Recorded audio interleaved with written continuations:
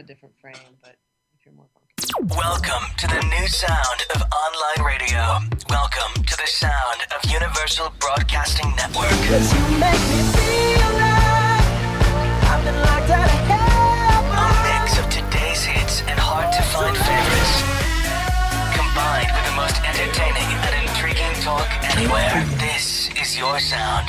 This is the sound of Universal Broadcasting Network at UBNradio.com. Jump off that exhausting hamster wheel and into balanced living with Dr. Marissa.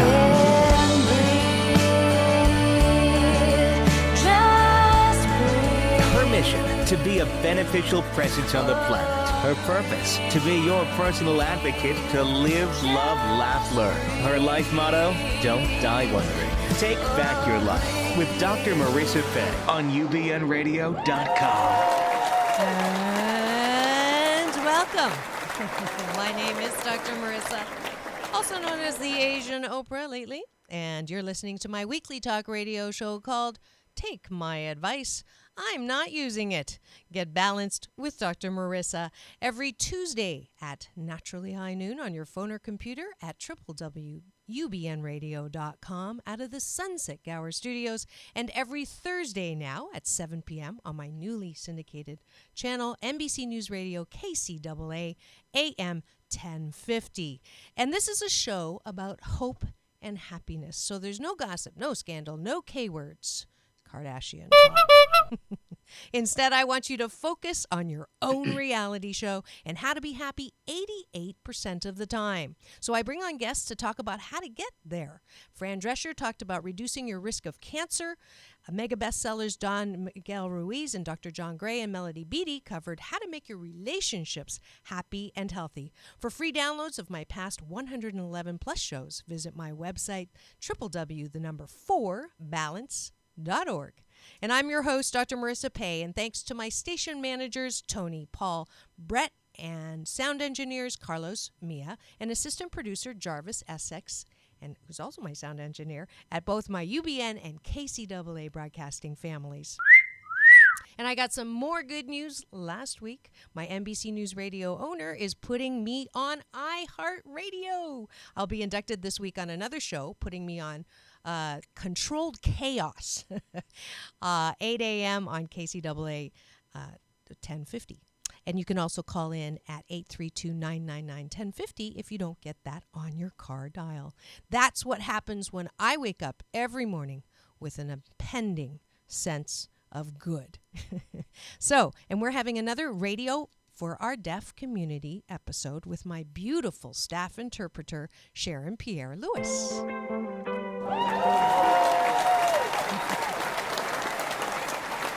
Hi, Sharon.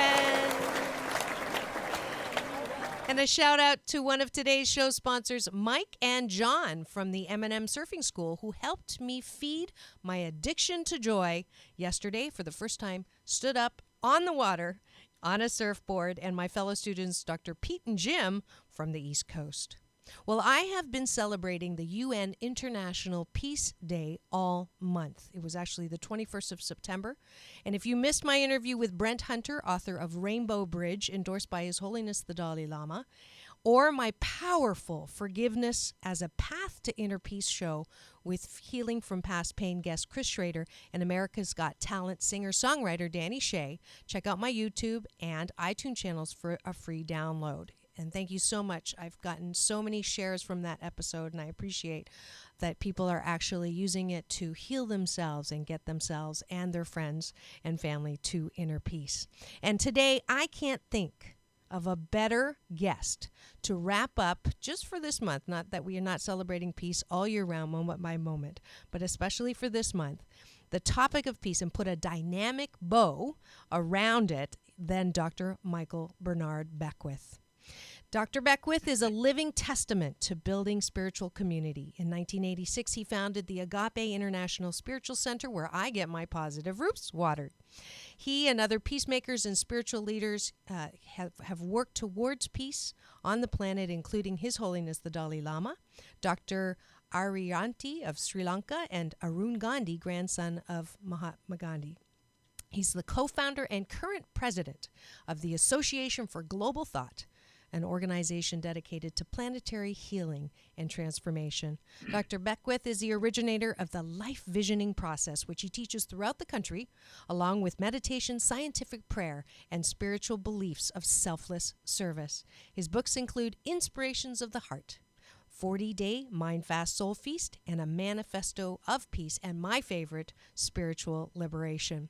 In 2003, he was written into the Congressional Record of the 107th Congress and is the recipient of the 2004 Africa Peace Award, the Howard Thurman Stained Glass Window Award by Morehouse College, and the Humanitarian Award of the National Conference for Compassion and Justice.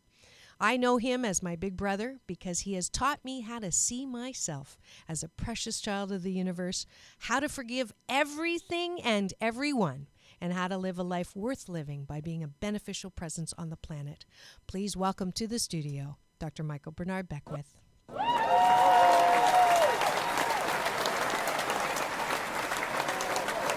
Hello, big brother. Hello, sis. How are you? I am so happy and grateful to have you on again. I know how fortunate I am because your schedule is so busy, and I know there's quite a few people who say, how do you get him on your show? And I've been asking for 3 or 4 years. But I'm not going to rub it in. I'm just being grateful and very happy. Well, it's my joy to be with you as you've done over 111 and counting, and it's my joy to be with you in that number that we can inspire individuals to be that beneficial presence and that download of good on the planet. Yes. I'm glad to be here with you. Thank you very much. So the topic, and you speak to everything well, but I wanted us to focus on peace only because this was the official day celebration. It has the danger of just being swept away as, okay, that day's over until next year, and especially with what's going on the planet right now and the U.S. looking like we're going back to war when I thought we were finally getting to a place, bringing people back from the war in the Middle East, am I being naive? Am I smoking something to think that world peace is even possible? Is it? No, I don't think so. There's something called conscious naivete, and that the people who've made a mighty difference on the planet had what I call a conscious naivete, and that is they knew what they were seeking to do on the planet, whether it's to end hunger or to bring about world peace or to clean up the environment, whatever the issue that systemic to us seems to be. They have to carry a kind of a naivete that it is possible, right, and to be consciously aware, because the other alternative is resignation. And so you can either be consciously naive that you can do something, or you can resign, have a level of resignation that you can't do anything. Mm-hmm. And it's not, you don't have to be courageous to go into resignation. You don't have to, there's no sense of compassion or love if you just resign yourself to facts as they are. Mm-hmm. Anybody can just resign themselves and try to be anti-board until you die. But it is individuals who actually know that what they're facing is daunting, mm-hmm, and work at it anyway, that have made a significant difference on the planet throughout history, whether it's been in the area of architecture, whether it's been the area of healing, medicine, education, business. You find the innovators of all of these domains were people who at times were called naive, or they were out of their mind, or they were operating in some paradigm that most people hadn't caught up to yet. mm-hmm. So it's good that you're naive. And then we have to be aware that when we talk about peace, we have to define what peace is. And peace is, as I describe it, it is the dynamic of harmonizing good. So it's a quality that's within us. And oftentimes people have a tendency to think that peace is the absence of conflict or the absence of negativity, but that's not really peace. Peace is when a certain quality is evident. Mm-hmm. For instance, you can walk into a room and there might be two people there who aren't arguing, they're not fighting, but you can pick up in the energy that there's not peace there, that they're at odds with each other, that right, they don't like each other, that there's something going on, even though they may not be fighting. And so peace would not be evident in that consciousness, even though there's no conflict.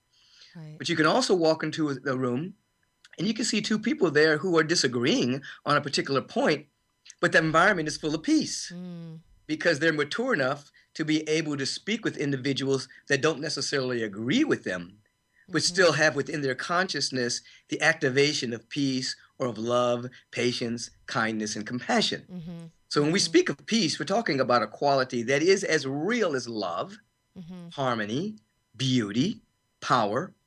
And so you've had people on your program that speak to the consciousness of inner peace, that speak to the consciousness of getting to inner peace through forgiveness and things of this particular nature.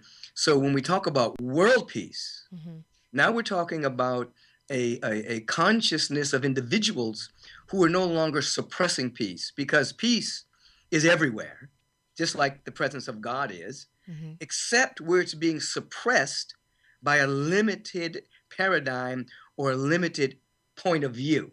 Okay. So if a person is living in a very myopic point of view, they're living mainly in their animalistic awareness, the reptilian brain, then they're suppressing peace. It's there, but they're suppressing it. It's just like, you went surfing the other day. Yeah. And you were on that sweet ocean. Now, the water's wet, the ocean is there, and you didn't have to pray for the water to be wet. You didn't have to pray to God to let the water be wet for waves to come, But there are individuals who've never gotten in the water who would say, oh my God, there's no water. I can't get wet. Well, they're suppressing their experience by not getting into the water. So water's there. So the same way, peace is here. But we have to be mature enough, consciously naive enough to stop suppressing it. Okay. So it becomes the activity of our awareness. So when people say, the traditional vision of peace is the monk sitting under the Bodhi tree and just sitting there and doing nothing. So what I heard you say, peace is a quality, it's an action almost. The dynamic, harmonizing good, that's an action. Yeah, it's dynamic. It's a dynamic of the dynamic of harmonizing good. Okay. That's within us. Okay. So you can be at peace sitting under the Bodhi tree. You could be at peace in traffic. You can be at peace washing dishes. You can be at peace speaking to a so-called adversary. Okay, let's go there. So how does someone who vastly and just ultimately disagrees about everything, let's say the best example is the Jews and the Palestinians. There's nothing in common, or that there can be that fundamental meeting point. How do they come to peace? How is that possible? Well, first of all, they agree on most things. Okay. They agree. Just doesn't look like it. They come from the same root religiously. And the dietary situations are the same. They agree that they want peace for their families and want protection and education for their families and kids. They agree on most things. What the issue is land, and the amends that need to take place regarding of the uprooting of certain people, Palestinians, and the moving forward that Israel is not going anywhere. So there needs to be. So when you go over there, and I meet people who are there all the time, when you talk to not the governments, that's a different awareness than the people. When you talk to a lot of the people, they have a lot of love and relationships with Jews having with Palestinians, Palestinians have it with Jews. And when you speak from a government, you're speaking from an entrenched, myopic, small, selfish consciousness run by politicians. When you speak of the people want peace. But when governments get in the way of that, now you're speaking about a whole blockage of what's trying to emerge at that space. So you can't believe what the corporate media would give you in terms of their being at odds. Of course, there are extremists on both sides. Right. But when you meet in the middle, where most of the people live, you're not going to find a lot of haters. You're going to find a lot of people who are saying there's a way out of this. Right. So it begins with forgiveness, because you've been speaking about forgiveness. Yep. So if you got a number of Palestinians and put them in a circle, and they talk to each other of their heartbreaks and the death and the kids being killed in the Gaza they were surrounded by Jews. Mm-hmm. Okay, and they just heard without interrupting what the Palestinians were feeling. Mm-hmm. And then you reverse that, and you put the Jews in the center, and you surrounded them by Palestinians, and Palestinians got to hear of the heartbreak of the Jewish people, their fear for the death of their kids and their nation, etc. Then what would be birthed, and without interruption, and you'd feel the tears and the sadness moving through the Palestinians, the tears and the sadness moving through those Israelis. What would be birthed ultimately would be being able to see something from another person's point of view, which is the birth of compassion. With the birth of compassion, there's understanding. When there's understanding, dialogue emerges. When dialogue emerges, then a way out of no way emerges. But when you have the extremist, the governments,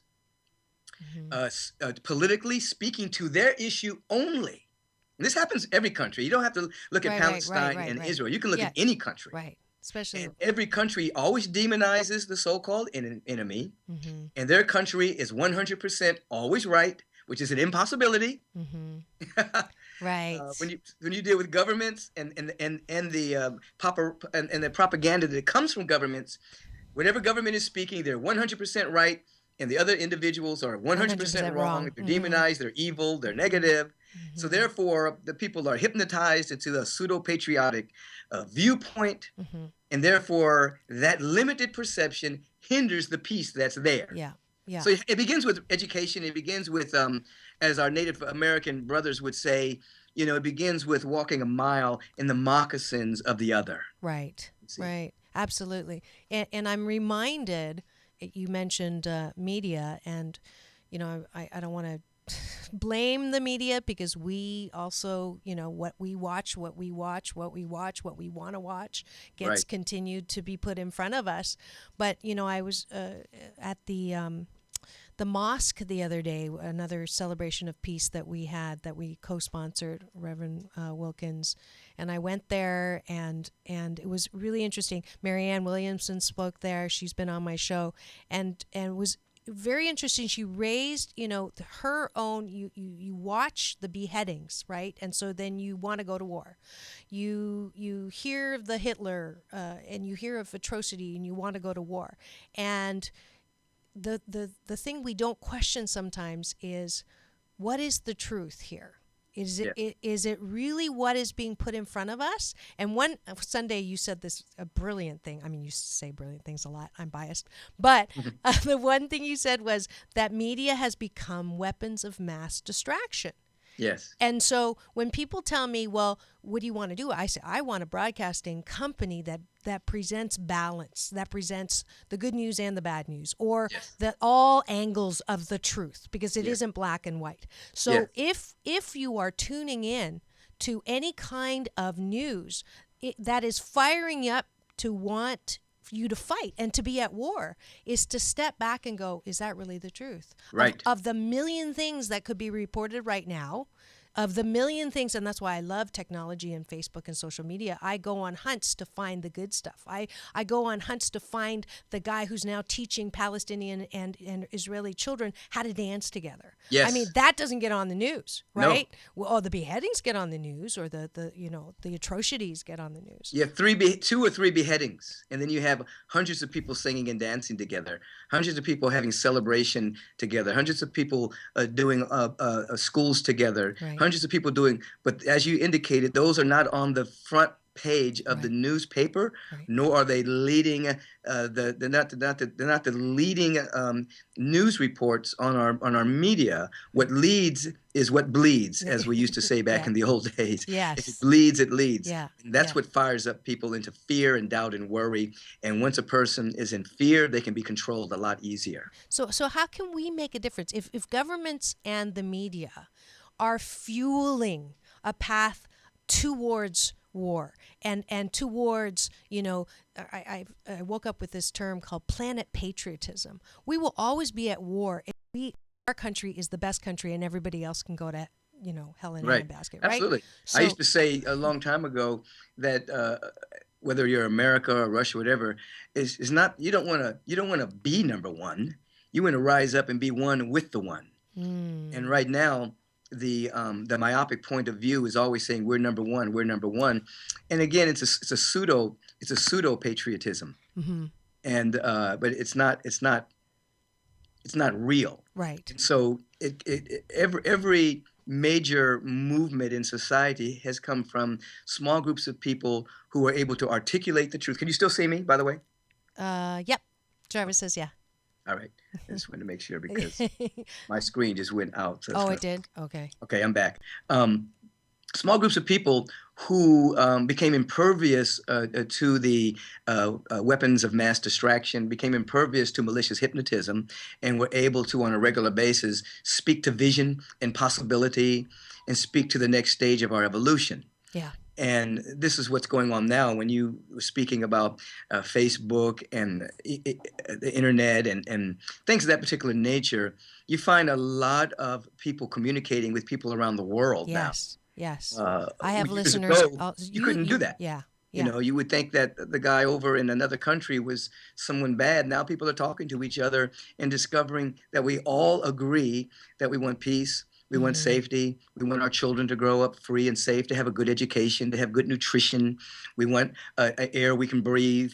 You know, we agree on more things than we disagree on. Yes. You see? Yes. And that's what needs to lead in our real news. Yeah. That we agree.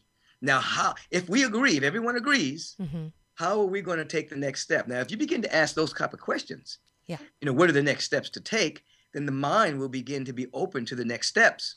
But if we're stuck in I hate you, right, and you're the most evil person on the planet, we can't even get to the empowering questions. True. And then the only people that are making money are those that are making weapons and selling them on the black market and creating conditions for war and hate, so that the weapons that are created and you know, we had as citizens, even in the United States, we have to wake up.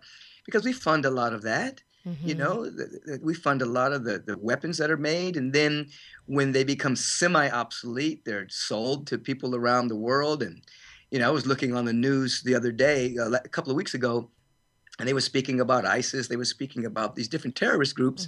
And when you look really close on the news, you could see that some of these people were driving Fords.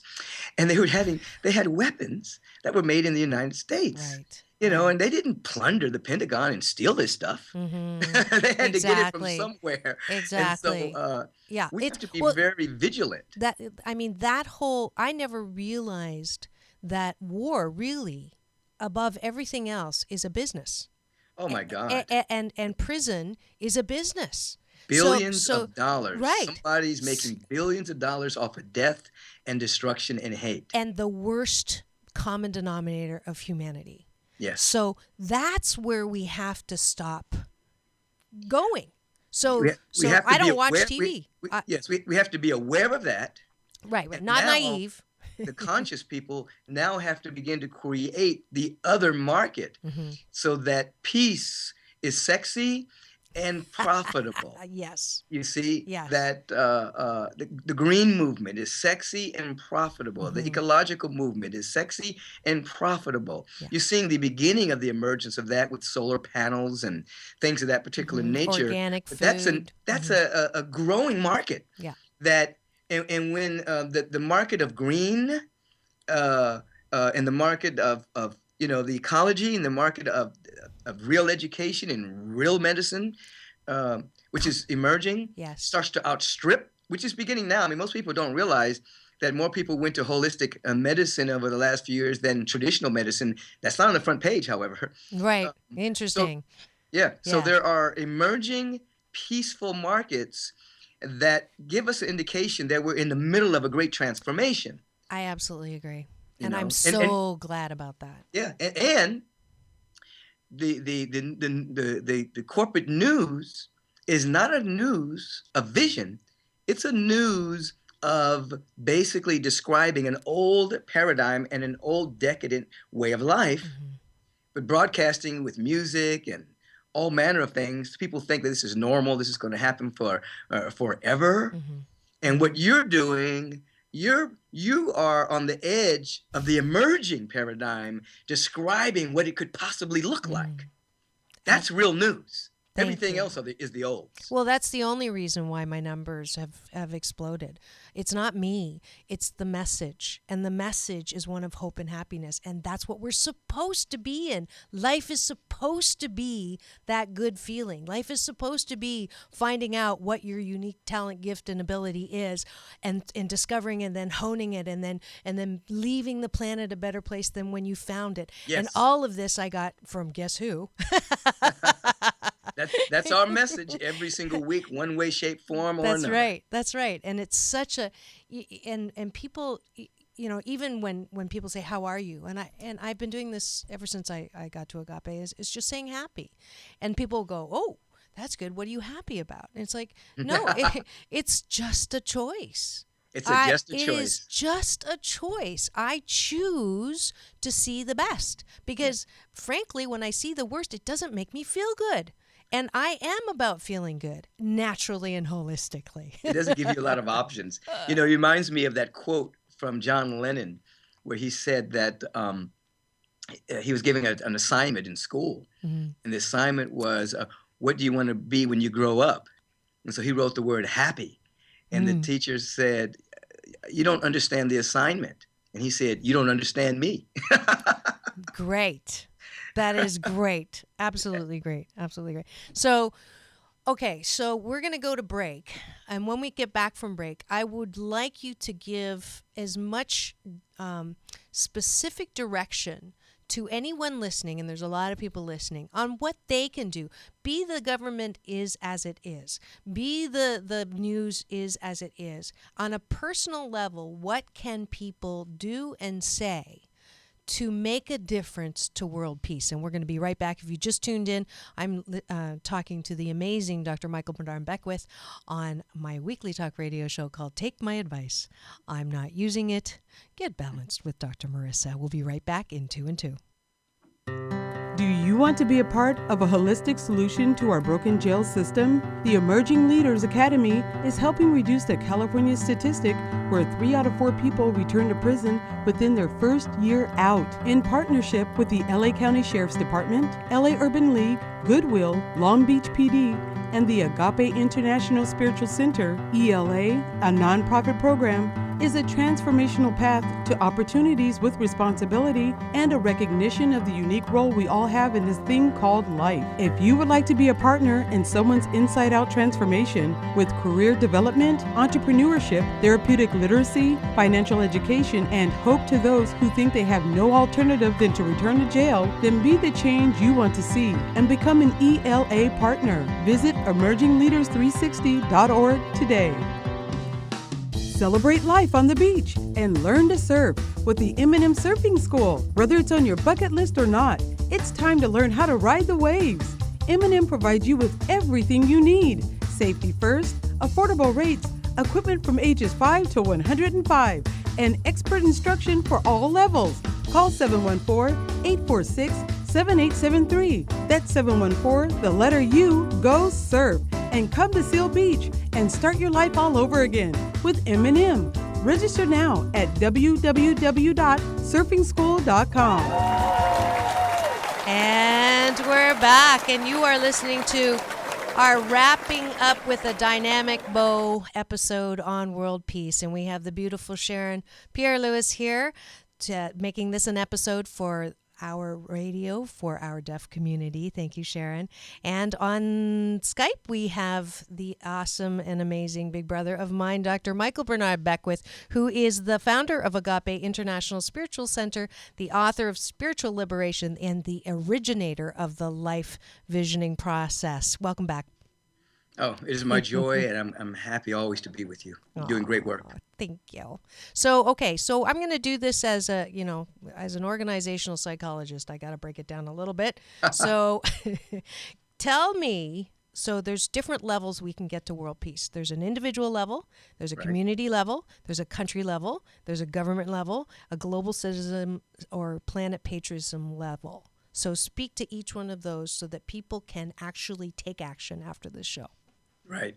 Well, starting with the individual level, an individual must have an ever-increasing awareness of the peace that is not based on conditions or circumstances. The average person that has a limited perception loses their peace, their joy, their happiness when an external condition shifts. If it's not going to their liking, they lose their peace. If it's going to their liking, they have a greater peace.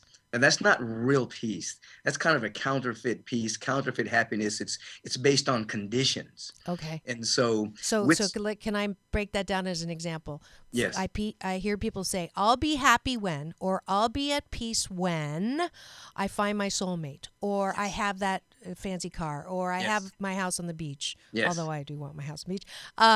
It doesn't mean you don't want those things or prefer to have those things, but there is a peace, as is stated spiritually, that passes human understanding.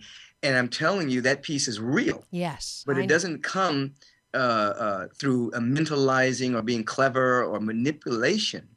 It comes through actually sitting down and having a moment every single day of connecting with the universal presence, connecting with the truth of your being, until that inner dimension becomes as real as the seeming external reality. Now, oftentimes people have discovered this peace in the midst of war. They've discovered this peace in the midst of being jailed. You look at Nelson Mandela, who was jailed 27 years. You look at Malcolm X, Dr. King, in and out of jail. You look at His Holiness, the Dalai Lama, persecuted by the government of the Chinese. And I always separate the government from the people. Yes. You look at many people. You look at Mother Teresa in the midst of tremendous hunger and agony, finding a peace within her. So you can have peace in the middle of something that is extremely negative, and abuse, sexual abuse, abandonment, hate, whatever the case may be. Yes. So that is a level of spiritual maturity that either happens through pain or through insight. In other words, somebody gets in so much pain that they realize they have to go to another place within themselves, or they have a tremendous insight about reality and suddenly are blessed with a level of peace, and they realize that peace is not based on condition. So that's what spiritual practice is all about. I'm not speaking of religion. I'm not speaking about joining a religion. I'm speaking about having a level of spiritual practice where you become still, you meditate, you affirm, you do the life visioning process, you do some studying, you do something in which you're no longer dimensionally challenged.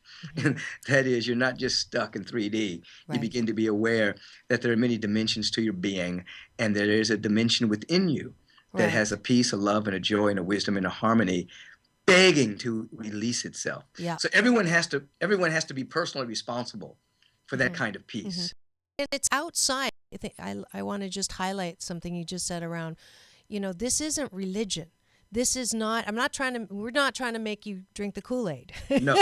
it's drinking lemonade. Waking up, you can drink lemonade, make the lemonade out of the lemons. But I love the fact, this is why I love Agape, is that, you don't have to, love, joy, and peace are not, just the property of church or the property of religion, is that it is the spiritual birthright of every single living being on the planet. So with that practice that I learned from you, I have my own relationship. I don't have to get to God through church. I don't have to get to God through a specific religion. I don't even have to get to God through you. I have my own relationship that I value and I foster and I grow every morning at the beach. Because and it's kind of like, my God went from an needs anger management classes, I got that from you, or the Santa Claus that gives me something that I don't want in the future anyways, to the newest thing I've got is this energy grid. I call him my UPS man, my universal power source. And he delivers every morning that I pray and meditate. And I take that plug out of my butt. and I Jarvis is laughing. And I plug it into this energy grid. That's what meditation is to me. I get to plug in and tap in, tune on, turn on, and then the inspiration comes. That's how this show came about. You know, this was not, I had no freaking idea. I wanted and to you're just radio. beginning. Yeah. You keep telling me. So, so anyway, sorry. I had to jump in there with the individual. No, that's absolutely true. It's not about it's not about being religious, even though the word religion means to bind oneself back to the source. But it's not about joining a religion. It's about joining yourself. Yes. And your real self, capital S self, not selfish and greedy, but the real self that's independent of time, space, who you really are. Now, so the individuals who are activists in the world oftentimes get burnt out because they don't have that inner peace. They're waiting for the world to change before they have peace. So there's a level of anger and frustration about all the negative things going on the planet. Right. And there's a tremendous amount of chaos within their system that takes a toll on the mental body and the emotional body and even the physical body. So, you know, when you hear, for instance, the cadence and the vibration of a Dr. King speaking about all brothers and sisters being one in the midst of a time of tremendous racism and bigotry, he had tapped into that love and that peace, even while that wasn't necessarily a fact in the world. And so all of us have to find our way to tap into that kind of vision and that kind of spiritual sustenance, even though we're working for peace or love or ecology or whatever the case may be. Right. We have to have that kind of peace. So peace isn't the end goal. You know, peace is in the journey with every step we take. You see? I like and that. It's very, very important because what happens is if efficiency, if you have a level of efficiency and effectiveness without the peace, you become fascist. You know, even in your right point of view. Right. You're still fighting. You're still fighting, and yeah, everybody's there's no wrong. peace when you're fighting. You know, you see people within the peace movement fighting each other because, you know, everybody thinks that their particular facet is more important than the other person's facet. Yes. We have to have higher wages. No, we have to. The planet has to be saved. No, we have to stop factory farming. No, we have to stop the prison industrial system. No, we have to stop war. No, we have to stop. You know, well, it's all of it is systemic, and you find your particular place where you gravitate. Yeah. And realize it's connected at the root to all of the particular issues. Every time someone says to me, "Why are you, promoting and helping people in Africa or in China? Why, when we have starving kids at home in America?" And I go, "Why can't we do all of it? Right. Why do we have to choose, and why do we have to argue about which one's more important? It's all important." Right. Okay. Sorry. Next, community level. Community level is very important, and that is, we have to find in our community where we're willing to share our gifts. Everyone has gifts and talents, either be discovered, cultivated, and activated, and ultimately expressed. And so we find in our own neighborhood and in our own community where we can share those gifts. Sometimes it's with the neighborhood watch or the neighborhood group that meets together. Sometimes it's finding your place of being a volunteer somewhere in your particular area, in which you're giving your gift and you're bringing hope and you're bringing a joy and you're bringing great possibility to individuals that are less fortunate than you are. But I think people over the years have gotten a little myopic and have gotten very clannish and take care of their own, but have forgotten that their neighbor and the people around them are very, very important. Yeah. And so we become afraid of each other because of the highlighting of stalkers and people who are demented on our news items, that we forget that most people that are walking down your neighborhood around your block are not trying to break into your house and kill you. True. But we have that protection that's overlays like we're ramped up. Yeah. You see. Yep. And just as the police officers, are frightened so much that they will shoot and ask questions later. You see, in many cases. And so we're so ramped up that we have to learn now to see. I remember a number of years ago, my wife Ricky. We'd come back from being with His Holiness the Dalai Lama and working with a lot of people outside the country. And someone asked His Holiness, how do we bring about world peace or have peace? And he said, make sure you go out and you make friends. Just make, very simple. Make friends. Right. 2 words. Make friends. Right. And so she took that to heart. And there was a lady across the street. For some reason, the beginning of the time when we moved there was some anxiety. There was some word spoken. There was just something that, who knows what it was. Right. But there was always this person across the street that, didn't like us or didn't like Ricky or whatever, Right. And Ricky came back, went across the street, knocked at the woman's door and says, I don't know what happened when I first moved here, but we need to just get past it. We're each other's neighbor.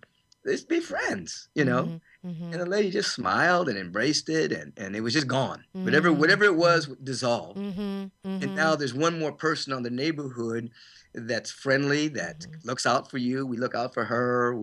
There's a vibration of taking care of. Right. And that is definitely missing.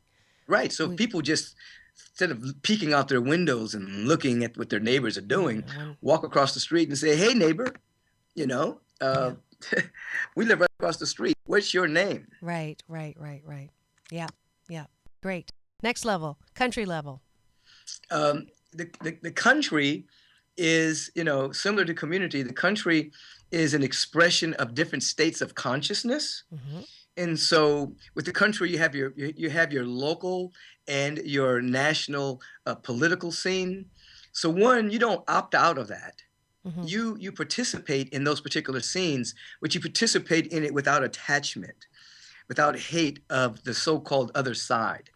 So you definitely participate in your local and your national elections. You get into a great discovery as to who most represents your particular point of view, that point of view that's going to bring about a greater ecological concern, a greater sense of oneness on the planet, and you support that, you see. And then once you do that, it has to be without attachment, because if you get too attached to it, you end up creating a polarity. You end up being against things more than you're for things, and that creates a lot of trouble.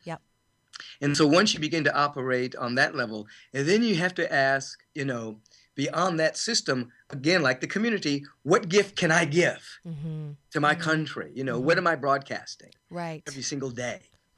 And people don't fail to realize that small groups of people around the world doing things with excellence makes an impact on the world. You take one of your sponsors and dear friend of ours, the Emerging Leaders. He wanted to sponsor this show. That's fine. Small. Clyde Terry, Sergeant Clyde Terry, got tired of the system of minorities being arrested at a higher rate, incarcerated at a higher rate, coming back out of jail, learning nothing in there, going back in. So he did what he could do. He started, Emerging Leaders, brought people together that supported that vision. And now he has reduced the recidivism rate of individuals coming out of prison, finding jobs, but even more than just finding a job, they find a new mental attitude. He asked what he could do. And he's affecting the society in ways that many people don't even know about.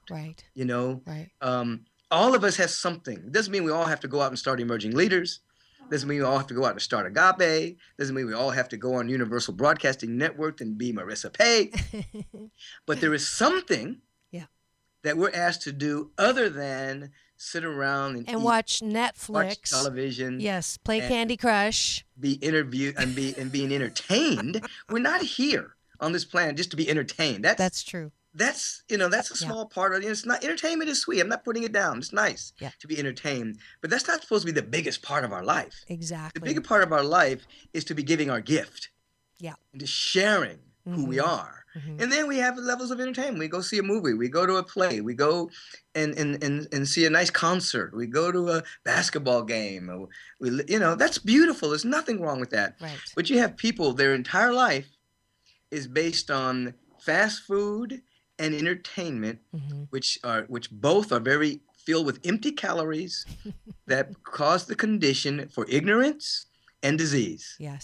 And we want to wake people up from that. Absolutely. And just going back to the government one too, as I meet so many people who just shake their heads, government's horrible, blah, blah, blah. And then I say, do you vote? And they go, no, because there's nobody I want to vote for.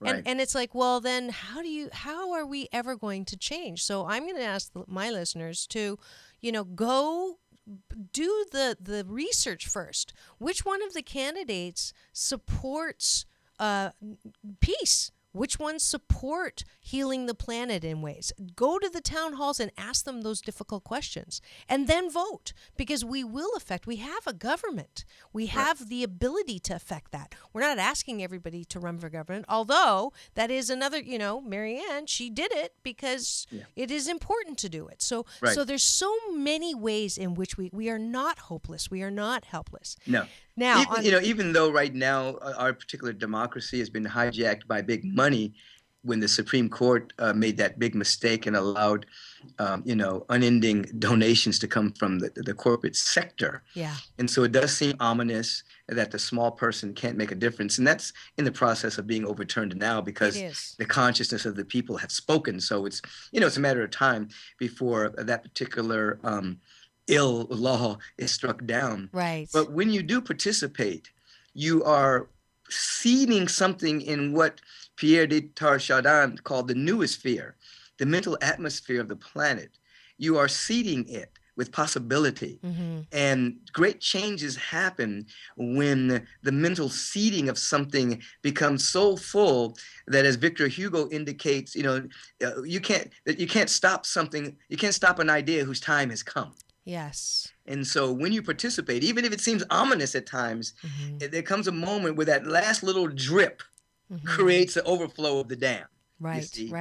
So we invite people, even though it seems quite difficult, that democracy seems to be quite gone based on the money interest in it, and the way that they gerrymander and change voting districts and keep people from voting. I mean, we know all of that is there. Right. However, you participate anyway, because when the noosphere is full to overflowing with a new idea, there's a way that's made out of that. People said the Berlin Wall would never come down. Right. It came down. Right. They say apartheid would never end.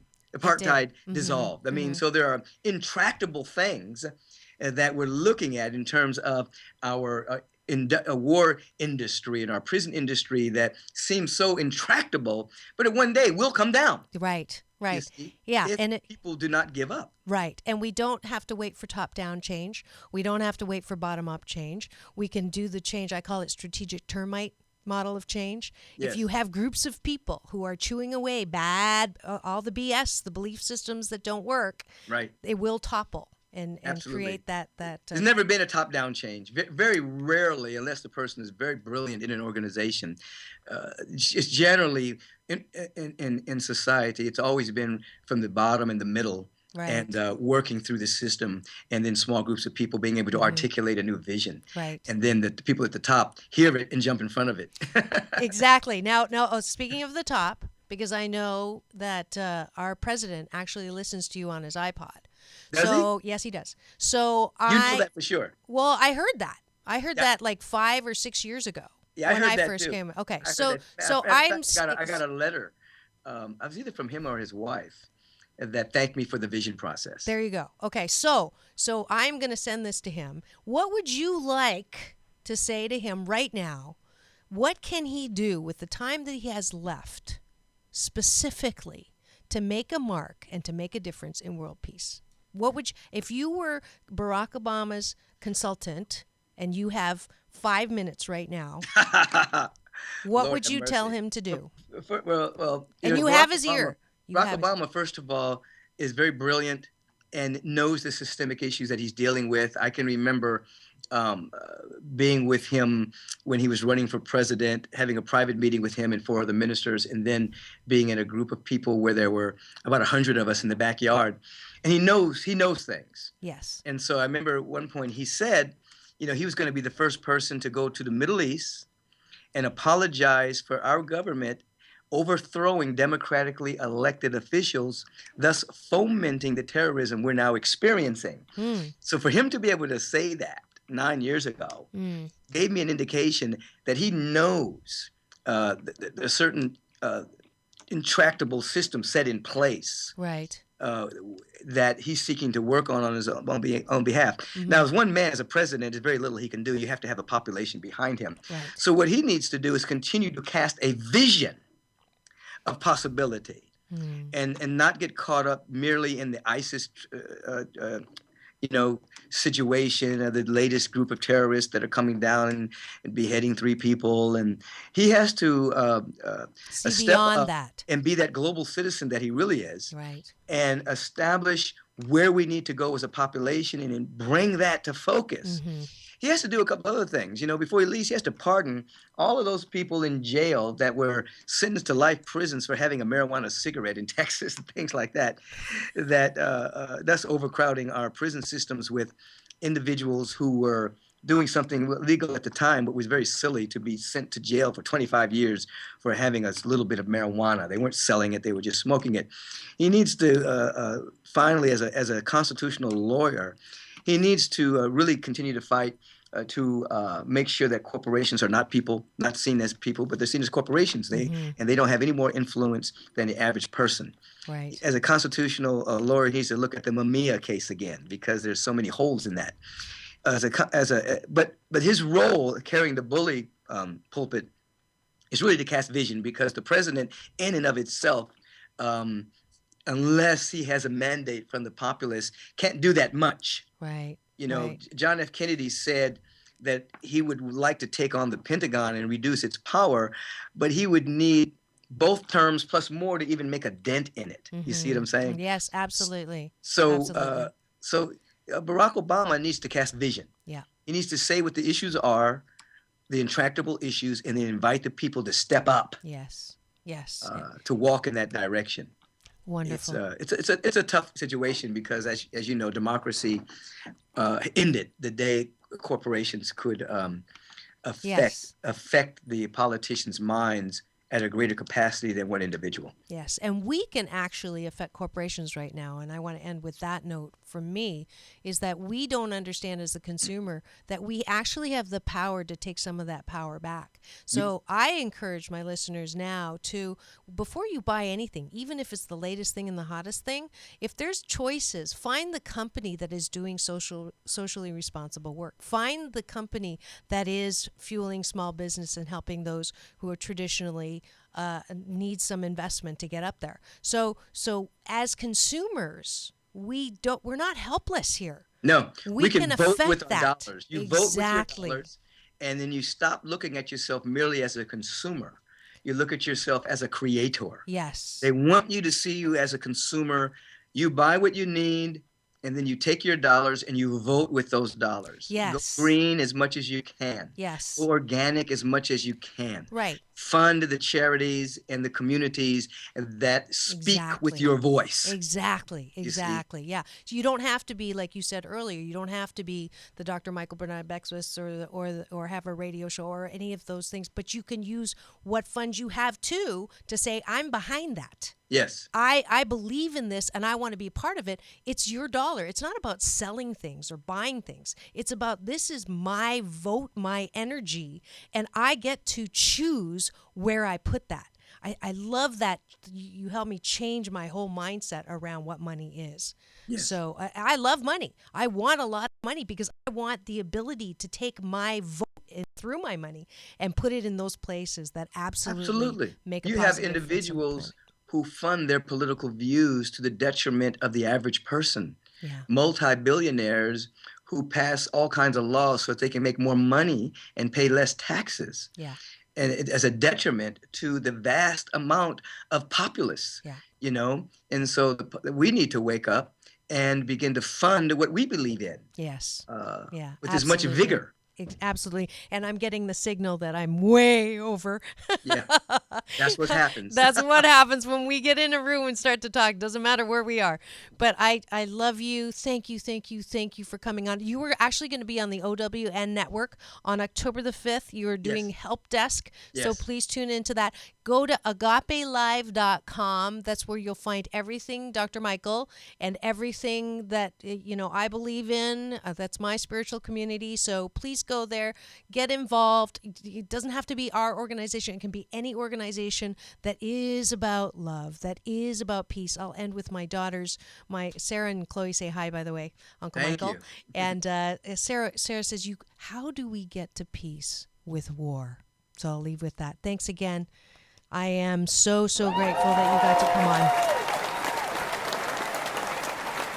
And I'm going to end with 30 seconds of the balance bar. Actually, I'm not going to get a chance. So the giveaway, though, the Asian Oprah giveaway is a luncheon at the Anaheim White House restaurant, where I'll be speaking on October 12th. The restaurant owner, Bruno Serrato, has been my guest on my show. He's the CNN Hero of the Year for giving over 250,000 dinners away to motel kids in Anaheim. So go to my website, sign up and say food, and you'll get a free spot at that Asian Women Entrepreneurs Luncheon. This Friday, I'll be emceeing at the Beverly Hilton for the 2014 Asian Entrepreneurial Awards. Yes, remember, I won 2012, which is why they're calling me the Asian Oprah. And on October the 4th, my daughters and I will be... They were calling Oprah the Black Marissa. Love it. Thank you. I don't think she'll see it that way. But I'm going to be on CBS with my daughters on an Emmy-nominated show called Recipe Rehab. So go to your local listing October 4th for that. And that's it for this week. And next week, you're going to want to tune in. We're playing with Marvin Gaye. Again, Sexual Healing with Dr. Marissa, and back by popular demand with guest co-host and friend Davey Ward, tantric and sexpert exclusively on Take My Advice. I'm not using it. Get Balance with Dr. Marissa Pay. That's P for positive, EI. And remember, it's all about balance. Peace in and peace out.